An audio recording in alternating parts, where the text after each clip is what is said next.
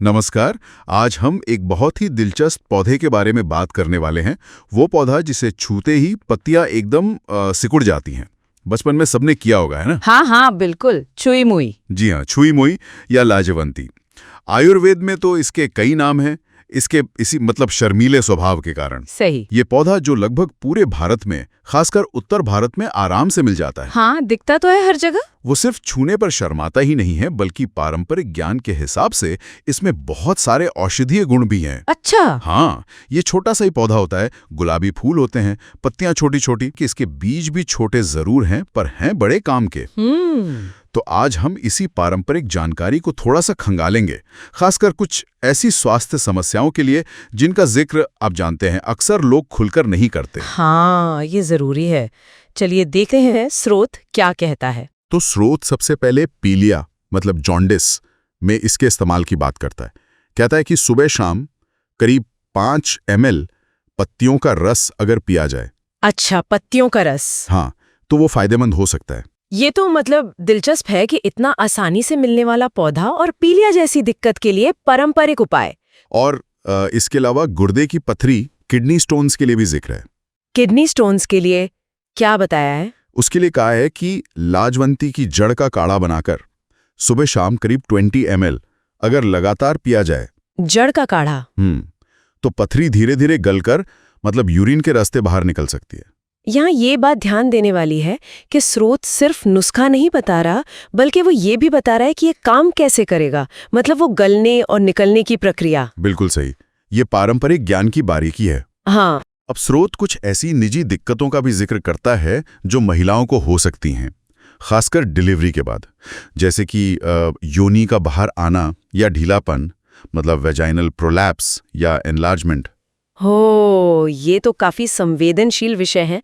इसके लिए क्या पारंपरिक समाधान सुझाया गया है स्रोत में? स्रोत का सुझाव है कि लाजवंती की पत्तियों के रस में उसी की जड़ को घिसकर एक लेप जैसा बना लें। पत्तियों के रस में जड़ घिसकर? ठीक है। हाँ, और इस लेप को नाभि के निचले हिस्से और योनि द्वार पर एक दिन छोड़कर एक दिन लगाएं। स्रोत का मानना है कि इससे राहत मिल सकती है। और इसी तरह स्तनों के ढीलेपन मतलब ब्रेस्ट लूसनेस के लिए भी एक उपाय है।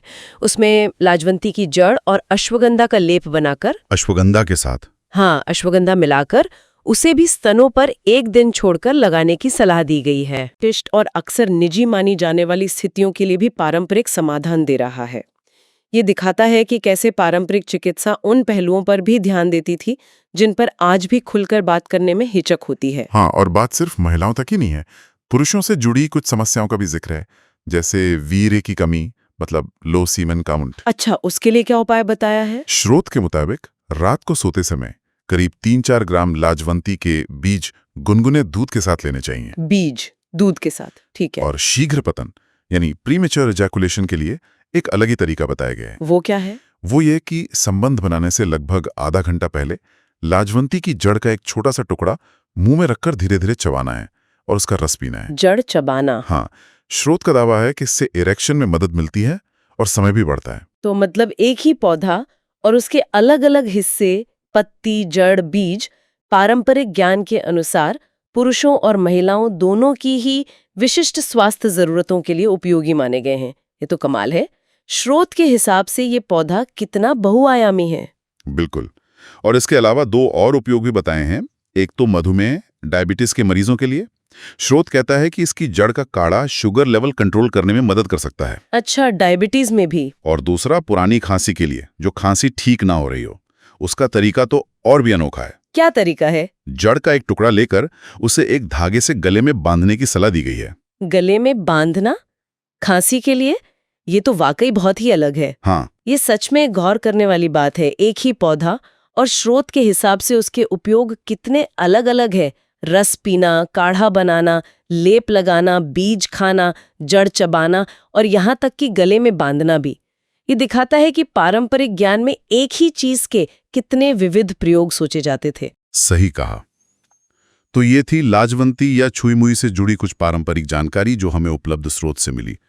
और अच्छी बात यह है कि ये पौधा आसानी से मिल जाता है, घर पे भी लगा सकते हैं। हाँ, ये तो है। लेकिन एक जरूरी बात वो ये कि इसका उपयोग जरूरत से ज्यादा नहीं करना है। हाँ, ये सावधानी जरूरी है। एक बार में ज्यादा से ज्यादा 45 दिन तक इस्तेमाल करें, फिर कम से कम 1 महीने का गैप दें।